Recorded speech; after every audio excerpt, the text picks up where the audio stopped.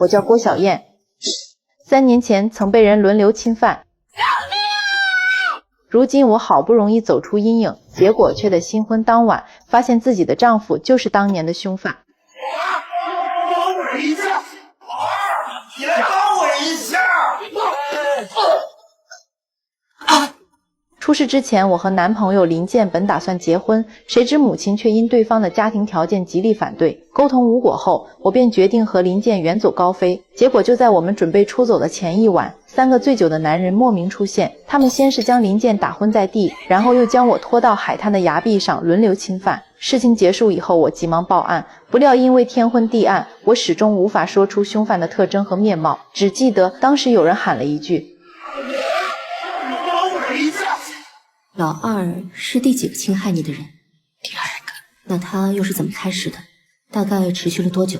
由于缺少线索证据，再加上那个年代技术落后，这个案子最终不了了之了。林健从此郁郁寡欢，不久之后，他竟选择了割腕自杀。幸好杀猪的老刘及时发现，从此以后，林健便改名刘德寿，在猪肉铺做起了学徒，以卖肉为生。我俩自此便少有交集。母亲为了让我走出阴影，不断地带我四处散心，并且还让我改名吴燕，随她的姓。就这么过了几年，我渐渐变得开朗，后来又通过相亲结识了现在的丈夫姜四明。我本以为我的人生终于可以重新开始，谁知就在新婚的当晚，我竟又听到了那个熟悉的叫喊。清晰的记忆让我顿时意识到，我的丈夫和他的2个结拜兄弟就是当年侵犯我的那3个男人。因为没有切实的证据，所以我只能选择暂时隐忍。几天之后，我悄悄找到还在卖猪肉的林健，并告诉了他事情的全部真相。是他们，我人也走不了，我他妈弄死你！林健发疯似的想要即刻复仇，好在我及时劝阻他从长计议。而自此以后，我便和林健秘密来往。为了不让丈夫姜四明起疑，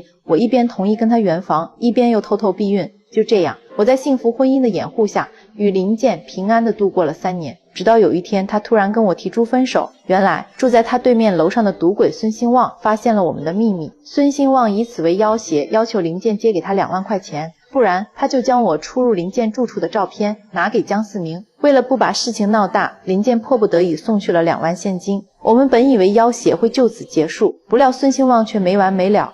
咱俩的事情还没完，这不说这事就了了吗？今天是了的呀。但我忘了一个附加条件，我这的房租你也帮我交了。对方的得寸进尺让林健瞬间意识到这个孙兴旺肯定是个无底洞，于是他果断拿钱走人，不想再与此人纠缠。啊，不舍得呀？睡别人的老婆不是破点财呀？瞧这怂样，连自己的女人都保护不了，你也算个男人。这几句话就像是一根尖锐的毒刺，猛地扎进林健的心里。犹豫几秒之后，林健关上房门，返回屋内。他表面上同意孙兴旺的要求，实际上却暗暗下定了杀人灭口的决心。孙兴旺挣扎了几秒，紧接着便死在了椅子上。林健将袜子套在手上，抹去指纹，随后便悄然离去。直到数天之后，闻到恶臭的邻居报警，孙兴旺的尸体这才被发现。而有了杀人经验的林健也一反往常，他很快便将下一个目标锁定在了姜四明的二弟朱志宏身上。除了是当年的第2施暴者，朱志宏还在前几天撞见了我和林健碰面，所以林健才迫切地想要结果他的性命。朱志宏死后，姜四明的3弟周亮便找到了我，说他怀疑二哥朱志宏是大哥姜四明杀的，原因是我迟迟怀不上孩子，所以姜四明便要求2个弟弟和他一起捐一尊菩萨，因为他觉得自己无后，都是当年犯下的那件事造成的，因此捐菩萨必须得他们3人一起。而早就结婚生子的朱志宏却并不买账，于是3兄弟便产生了嫌隙。这事不办，我弄死你！而这也使得朱志宏并未将他撞见我和林健私会的事告诉他大哥姜四明，反倒是告诉了他的3弟周亮。周亮用此事要挟，逼迫我举报姜四明杀人。我惊慌失措地逃离，而一直尾随我们的林健却瞅准时机，直接在大街上捅死了周亮。3兄弟中的2人接连遇害，这使得姜四明倍感恐慌。而作为妻子的我，每天都能目睹他提心吊胆，心中竟有些许暗爽。然而，警方很快便发现周亮死前见的最后一人是我，于是他们误以为周亮和我有染，而江思明则是因为冲动杀人。为了找到有力证据，警方开始对江思明展开严密监控。谁知复仇心切的林健却在最不该出现的时候出现了。林健疯了似的追杀江思明，结果还未得手，他就被周围埋伏的警察给抓捕了。而林健为了保护我，并未将当年的事情和盘托出，只说自己是因为矛盾行凶。就在所有人都以为连环杀人案就此告破时，我的丈夫江思明却因为哮喘发作意外身亡了。吴燕，我们怀疑你涉嫌谋杀江思明，请跟我们走一趟。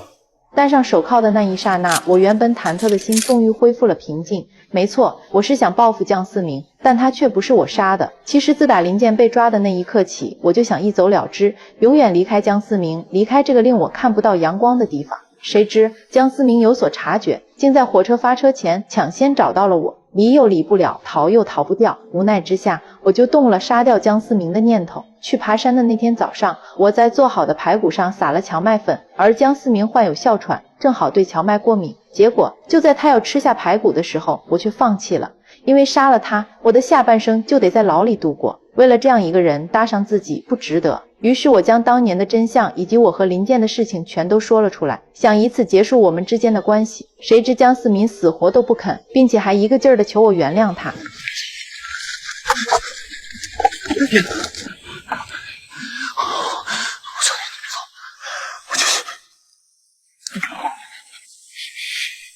看到我毫无反应，江思明终于平静了下来，他跟丢了魂似的往山下走，也就几十秒的功夫便倒在了路边，没了动静。原来刚才我吃了排骨，而他又吻了我，所以间接导致荞麦粉过敏，诱发了哮喘。虽然我及时拨打了求救电话，但最终还是晚了。我将所有的一切都交代给警察，只希望能为当年的强奸案画上句号。而经过警方的反复调查，我最终被判定为犯罪中止，不需要承担江思明的死亡责任。至于林健，则依旧因为故意杀人被判处死刑，立即执行。